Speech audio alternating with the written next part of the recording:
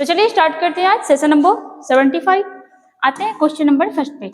देखिएगा क्या बोल रहा है, कौन सा दिवस 1 अगस्त को मनाया जाता है। मतलब अभी हाल ही में रिसेंटली एक दिवस मनाया गया और यहाँ पे देखते हैं हम लोग विश्व लंग्स कैंसर दिवस, और ऑप्शन नंबर बी में क्या है, मुस्लिम महिला अधिकार दिवस। यहाँ पे आंसर क्या हो जाएगा, ऑप्शन नंबर सी। मतलब 1 अगस्त को दोनों मनाया गया है, लंग्स कैंसर दिवस भी और आपका महिला अधिकार दिवस। एक चीज देखिएगा, हम लोग लंग्स कैंसर दिवस आखिर क्यों मनाते हैं, तो लोग को जागरूक करने के लिए, लोगों के बीच इस चीज को क्यूरियोसिटी लाने के लिए कि आखिर कैंसर क्यों फैल रहा है।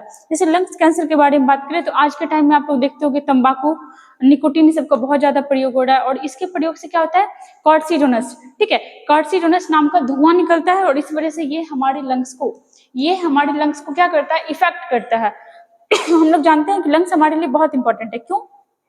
मेनली श्वसन का काम, मेनली रेस्पिरेशन का काम कहाँ होता है, तो ये लंग्स में होता है। अगर हमारा लंग्स सही नहीं होगा तो हम सांस नहीं ले पाएंगे, सांस नहीं ले पाएंगे तो ऑक्सीजन नहीं आ पाएगा, ऑक्सीजन नहीं आ पाएगा तो पूरे ब्लड में क्या होगा, पूरे बॉडी में ऑक्सीजन रन नहीं कर पाएगा, तो हम अच्छे रह ही नहीं सकते। और जहां तक बात करें कैंसर का, तो हम लोग जानते हैं कैंसर होता कैसे, तो कैंसर अनियंत्रित सेल डिवीजन से होता है। क्या होता है, अनियंत्रित सेल डिवीजन। हम लोग जानते हैं हमारे बॉडी में जैसे सेल है, क्योंकि हम लोग जानते हैं हमारा बॉडी किससे बना हुआ है, सेल से बना हुआ है।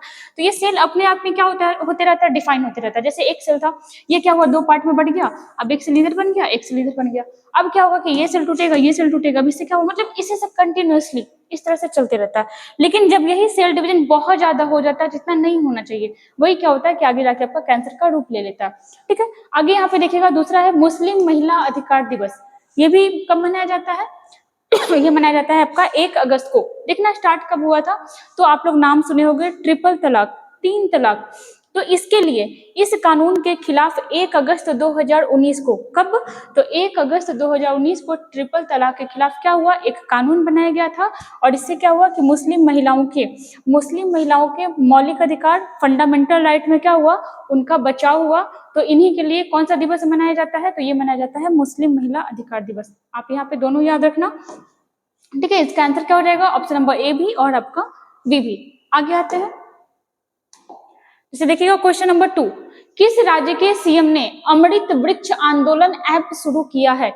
क्या है क्वेश्चन, किस राज्य के सीएम ने अमृत वृक्ष ऐप लॉन्च किया है। अब इसके तहत क्या होगा, तो एक ऐप बनाया गया, ठीक है। उसमें क्या है कि लोग अपना वो पेड़, ज्यादा से ज्यादा पेड़ लगाएगा और अपना फोटो अपलोड करेगा। उससे क्या होगा कि नागरिक में जागरूकता भी आएगा, वो ज्यादा से ज्यादा पेड़ लगाने का कोशिश भी करेगा, और जैसे ही ज्यादा पेड़ लगेगा तो हमारा इन्वायरमेंट, हमारा पर्यावरण क्या होगा, काफी शुद्ध होगा। यहाँ पे आइएगा तो ये पहल किया गया है। आप यहाँ पे फिगर देखना, कौन से सीएम है, कहाँ के सीएम है, तो ये है हेमंत बिस्वा शर्मा, ठीक है। अगर आप इनको पहचान रहे होगे तो देखना, हेमंत बिस्वा शर्मा जो कहाँ के सीएम है, तो ये है असम के।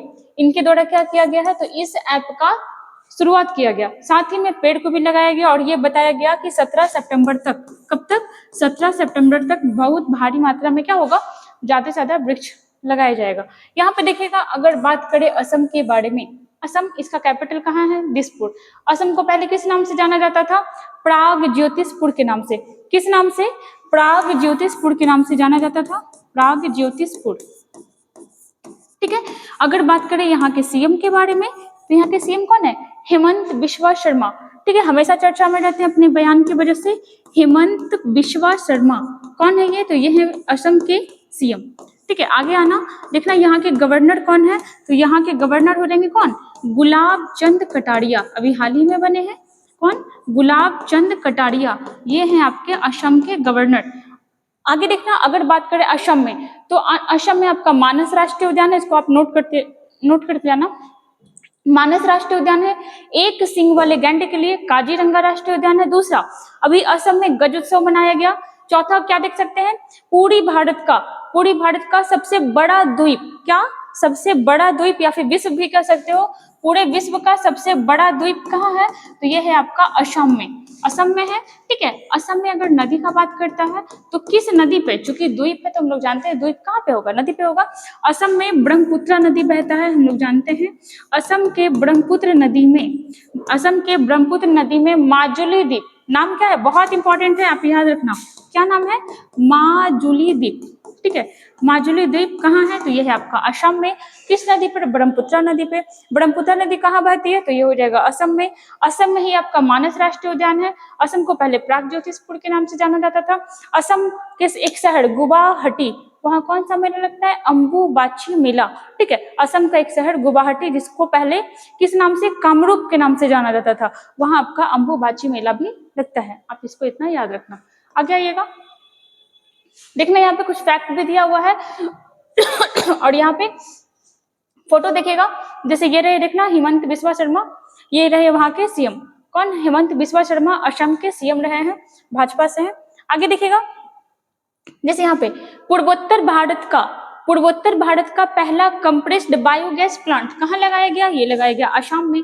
आगे देखना, पर्यटन को उद्योग का दर्जा, बहुत इंपॉर्टेंट है, पर्यटन को उद्योग का दर्जा कहाँ दिया गया? असम में दिया गया। असम पुरस्कार 2023 का असम पुरस्कार किसको दिया गया? डॉक्टर तपन सैकिया को, जबकि 2022 का तो ये दिया गया था रतन टाटा जी को।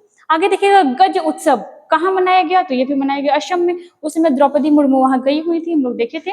लाइफ अभियान कहाँ का है? तो ये भी असम का है। और सैटेलाइट फोन से लैस होने वाला पहला नेशनल पार्क कौन सा है? यह काजीरंगा राष्ट्रीय उद्यान। कौन सा? काजीरंगा राष्ट्रीय उद्यान असम का। आप इतना यहाँ पे याद रखना। चलिए आते हैं हम लोग क्वेश्चन नंबर नेक्स्ट में। देखिएगा दिल्ली के पहले आरओ वाटर एटीएम का उद्घाटन किसने किया? बात हो रहा है दिल्ली का, और हम लोग जानते हैं कि दिल्ली में किसका सरकार है? तो अभी नया ये पार्टी बना है, नाम क्या है? आम आदमी पार्टी। ठीक है, और हम लोग जानते हैं कि आम आदमी पार्टी किसका है? तो ये है केजरीवाल का। यहाँ पे आंसर भी क्या हो जाएगा? केजरीवाल। ठीक है, यहाँ पे देखिएगा, जैसे आरओ मतलब क्या हो गया? Reverse osmosis. क्या हो गया? Reverse osmosis. और यहाँ पे इसका क्या किया गया? एटीएम बनाया गया। मतलब अब क्या होगा कि वहां पर लोगों को मुफ्त में शुद्ध पानी मिलेगा। यहाँ पे आते हैं हम लोग आंसर पे, तो क्या हो जाएगा? अरविंद केजरीवाल। हम लोग जानते हैं कि अरविंद केजरीवाल आम आदमी पार्टी के नेता हैं। ठीक है, आम आदमी पार्टी के। इनको 2006 में, कब? 2006 में रैमन मैगसेसे पुरस्कार मिला, और 2012 में इन्होंने अपनी पार्टी बनाई थी। हम लोग जानते हैं कि जो आपके अरविंद केजरीवाल है, ये एक यहाँ पे हुआ था भारत में, एक बिल आया था, लोकपाल बिल, उसमें अन्ना हजारे का नाम बहुत आया था, और उसी के समय में इनके साथ किसका नाम आया था? अरविंद केजरीवाल का। और उसी समय से इनका चेहरा क्या हुआ था? चमका था। आगे आइएगा, देखना विनय कुमार सक्सेना। बात करें विनय कुमार सक्सेना के बारे में, कौन है? तो ये है लेफ्टिनेंट जनरल। कहाँ के? दिल्ली के लेफ्टिनेंट जनरल कौन है? विनय कुमार सक्सेना।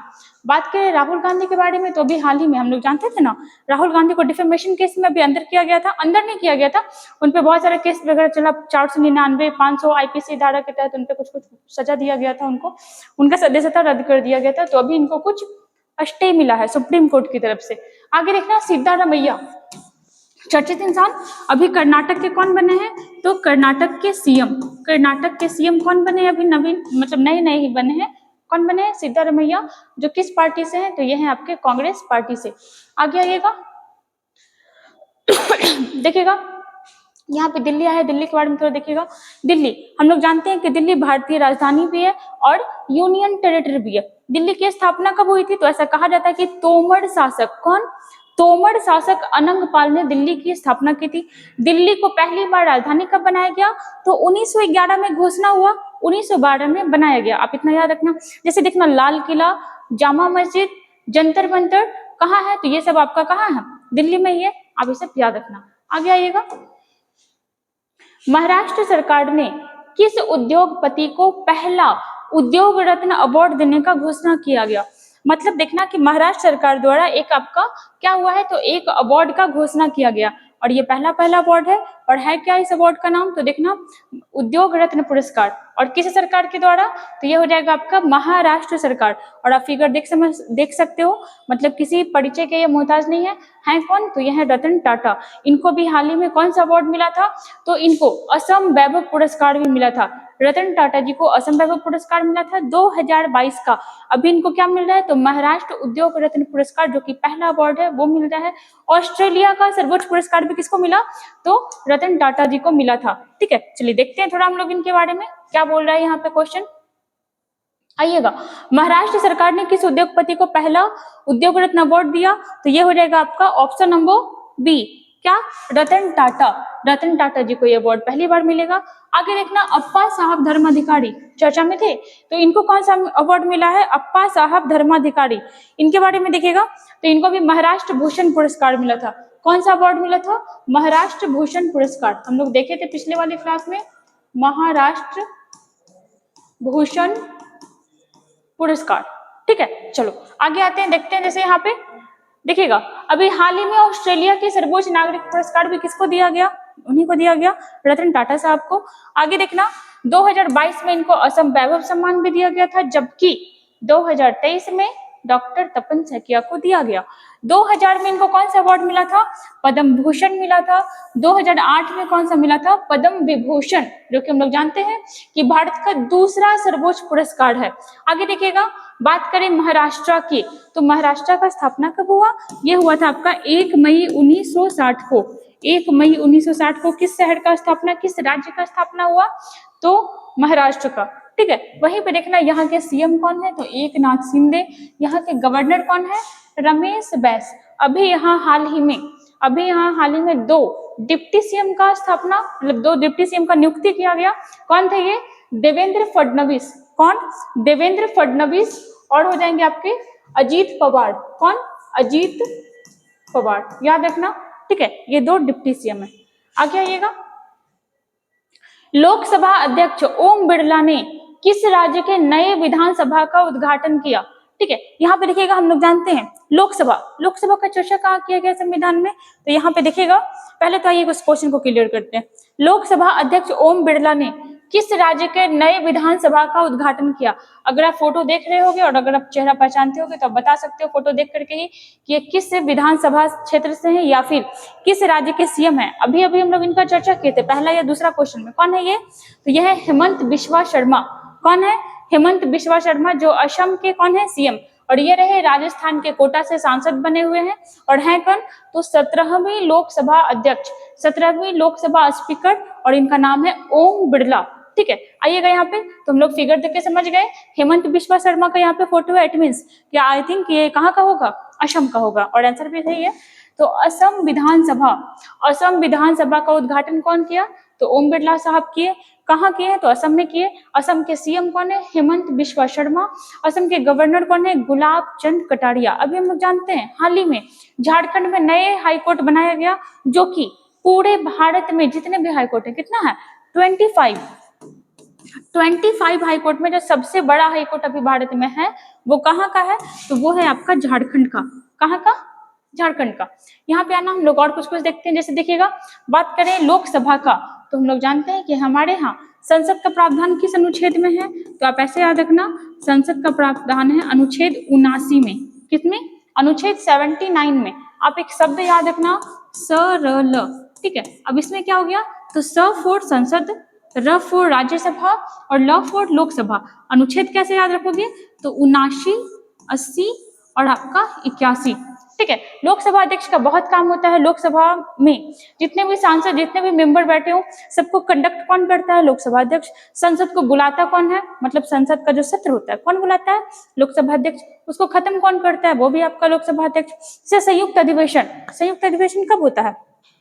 जब दोनों सदन में कोई डिस्प्यूट हो रहा होता है तो क्या होता है कि दोनों सदन को साथ में बुलाया जाता है और संयुक्त अधिवेशन बुलाया जा सकता है। इसका प्रावधान कहाँ है? तो यह है आपका अनुच्छेद 108 में। कहाँ है इसका प्रावधान? अनुच्छेद 108 में। देखो, यहाँ से बहुत सारा क्वेश्चन निकल सकता है। जैसे संयुक्त अधिवेशन कौन बुला सकता है? तो ये हो जाएगा राष्ट्रपति। संयुक्त अधिवेशन किस अनुच्छेद के तहत राष्ट्रपति बुलाता है? अनुच्छेद 108। संयुक्त अधिवेशन की अध्यक्षता कौन करेगा? तो कौन करते हैं? लोकसभा अध्यक्ष, ना कि राष्ट्रपति। कंडक्ट करने का काम किसका होता है? लोकसभा अध्यक्ष का। लोकसभा अध्यक्ष कभी भी वोटिंग में भाग नहीं लेता है। लोकसभा अध्यक्ष कभी भी वोटिंग में भाग नहीं लेगा। कब भाग लेगा? तो जब क्या होता है कि जब वोट टाई हो रहा हो, जब वोट बराबर आ गया हो पक्ष का भी और आपका विपक्ष का, तब निर्णायक वोट कौन देता है? निर्णायक वोट देता है कौन? लोकसभा अध्यक्ष, जिसको हम लोग स्पीकर के नाम से जानते हैं। चलिए आगे आइएगा, जैसे देखिएगा यहाँ पे कुछ लोकसभा अध्यक्ष के बारे में फैक्ट यहाँ पे रहा। ओम बिरला, क्वेश्चन आ सकता है कि ओम बिरला के भी कितने नंबर की लोकसभा के अध्यक्ष है, तो हो जाएगा 17वीं। सबसे ज्यादा लंबा कार्यकाल किस लोकसभा अध्यक्ष का रहा था, तो ये रहा था बलराम जाखड़ का। किसका? बलराम जाखड़ का। कितना लंबा रहा था, तो 9 साल 10 महीने 27 दिन। आपसे टाइम टेन्योर नहीं पूछेगा, आपसे नाम पूछ सकता है। पहले लोकसभा अध्यक्ष कौन थे? G.V.. Mavalankar, Ganesh Vasudev Mavalankar. First female महिला अध्यक्ष कौन थी, तो मीरा कुमार से आप मेल मत समझ लेना, मीरा कुमार पहली महिला लोकसभा अध्यक्ष थी। वहीं पर देखना सेकंड फीमेल, तो ये हो जाएगा सुमित्रा महाजन। अभी देखो, अभी कौन है? ओम बिरला। इनके जस्ट पहले कौन थी? सुमित्रा महाजन, ठीक है। और सुमित्रा महाजन के पहले मीरा कुमार, ठीक है। चलो आते हैं नेक्स्ट क्वेश्चन पे।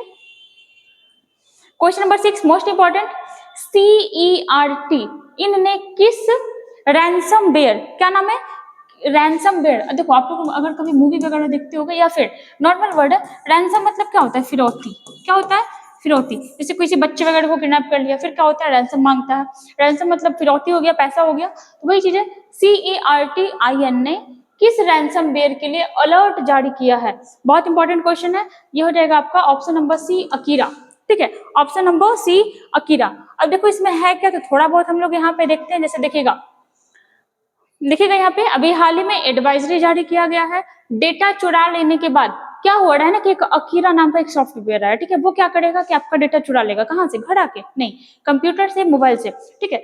तो डेटा चुरा लेने के बाद उसे अपने सिस्टम में एनक्रिप्ट कर लेता है, और डेटा एनक्रिप्ट कर लेने के बाद वह पीड़ितों को मजबूर कर देता है। जैसे मेरा कोई भी पर्सनल डेटा है, क्या करेगा कोई भी आदमी? अकीरा के माध्यम से क्या करेगा? वो मेरा डेटा को चुरा लेगा, उसके बाद टॉर्चर कर सकता है, उसके बाद फिर आपका उसको क्या कर सकते हो, मतलब धमकी दे सकता है, ठीक है। यहाँ पे देखिएगा फिरौती की रकम चुराने के लिए, अगर पीड़ित फिरौती की रकम चुकाने के लिए राजी हो जाता है तो ठीक है, और अगर उसने ऐसा करने से मना कर दिया तो हैकर्स पीड़िता का डेटा अपने डार्क वेब ब्लॉग पर जारी कर देता है। मतलब देखो, पर्सनल मीन्स कुछ भी पर्सनल हो सकता है, उसको क्या करेगा? वो सोशल मीडिया पे क्या करेगा? डाल देगा।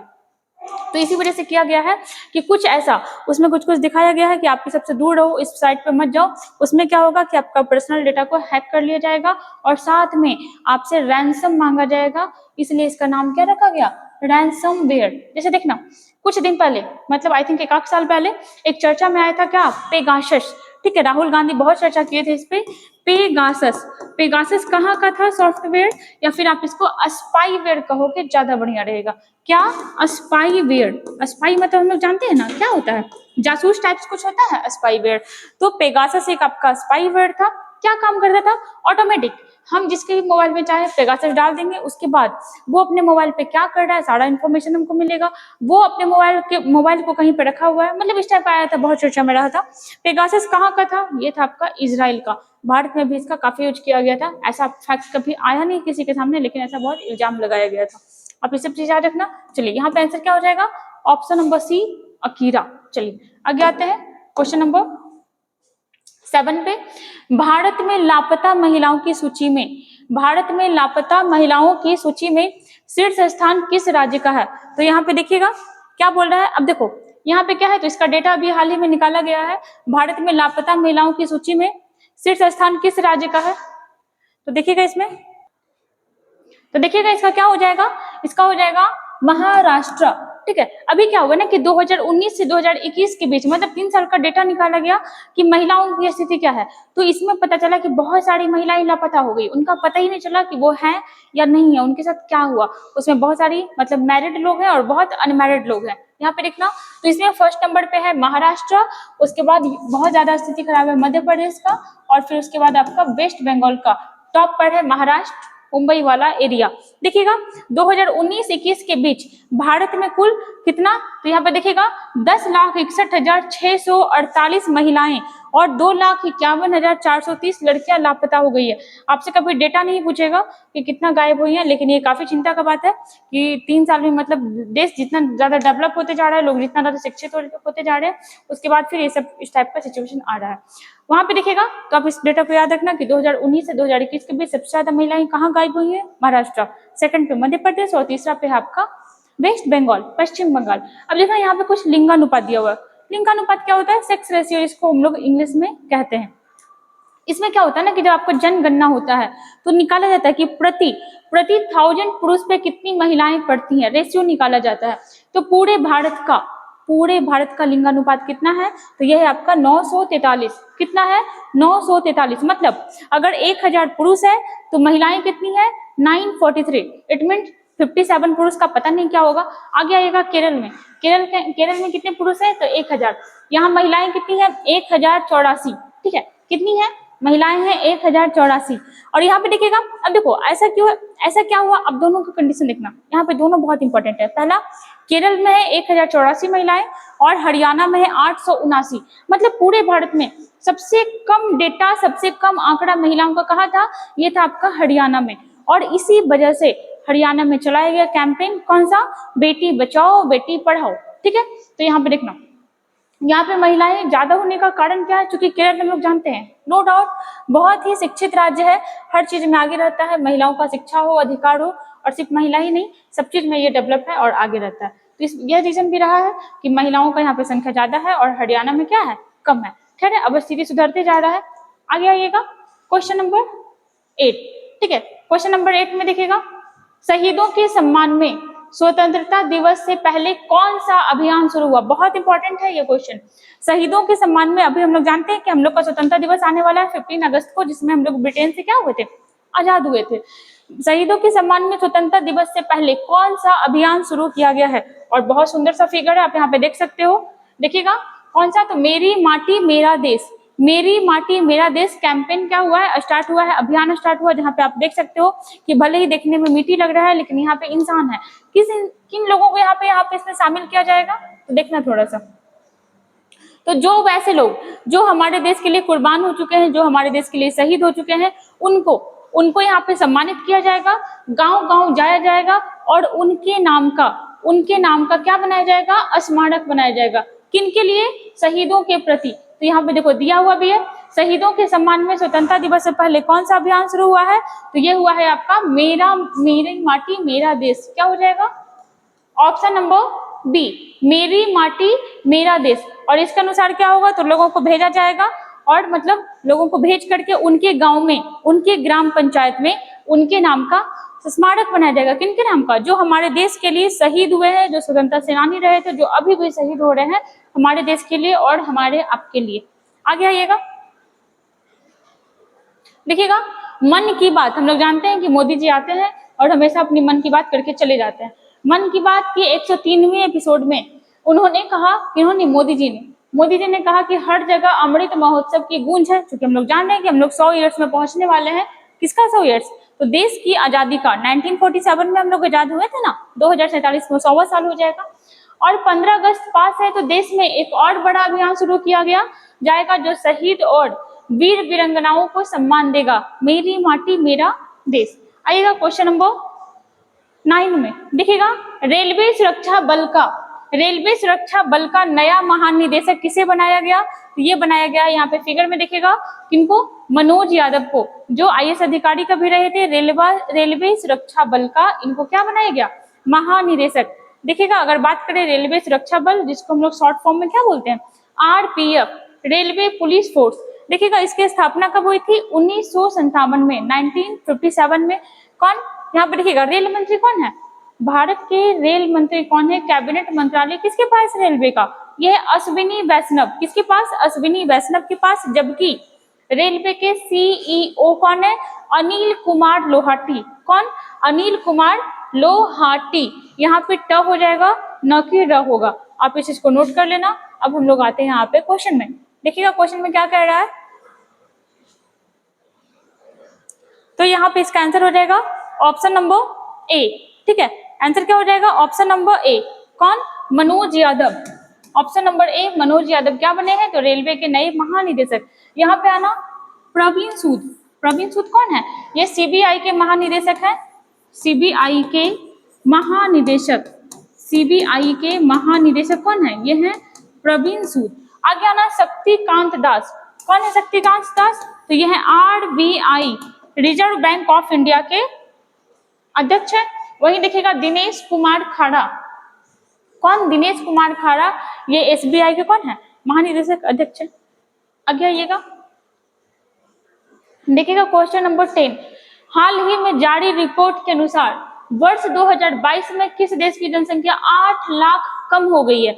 अगर हम लोग ऑप्शन देखें तो हाल ही में भारत क्या किया है, चाइना को क्रॉस कर दिया किस चीज में, जनसंख्या में। लेकिन अभी भारत का डेटा तो नहीं आया है कि भारत में कितना जनसंख्या बढ़ा या घटा, नो डाउट घटा होगा तो नहीं बढ़ेगा ही, लेकिन अभी आपका एक रिपोर्ट आया था इंटरनेशनल लेवल पे और उसमें बताया गया कि भारत जो है चाइना को क्रॉस कर चुका है जनसंख्या के मामले में, ठीक है। और यहाँ पे आना, यहाँ भी बोल रहे हैं कि जनसंख्या 8 लाख कम हो गया 2022 में, तो ऑप्शन लगाओ, भारत तो नहीं होगा, चाइना भी नहीं होगा, पाकिस्तान हो सकता है क्या, बिल्कुल नहीं, पाकिस्तान इसमें कभी पीछे नहीं रहेगा, ये होगा आपका ऑप्शन नंबर डी, जापान, ठीक है। जापान जो है यहाँ क्या हुआ, जनसंख्या कम हो गया, क्या हो रहा है यहाँ पे, लोग अपने काम में ज्यादा व्यस्तता बिता रहे हैं, हो क्या रहा है कि आपका वहां पे लड़का भी उतना ही काम कर रहा है, लड़की भी उतना ही काम कर रही है, तो लोग शादी करने से बच रहे हैं, बच्चे को जन्म देने से बच रहे हैं और अपने काम को ज्यादा प्रायोरिटी दे रहे हैं। इससे क्या हो रहा है कि जब बच्चे का वहां पे संख्या ही कम हो रहा है जन्म होने का, तो पॉपुलेशन भी ऑटोमेटिक कम होगा ही होगा। तो यहाँ पे ऑप्शन नंबर क्या हो जाएगा, ऑप्शन नंबर डी,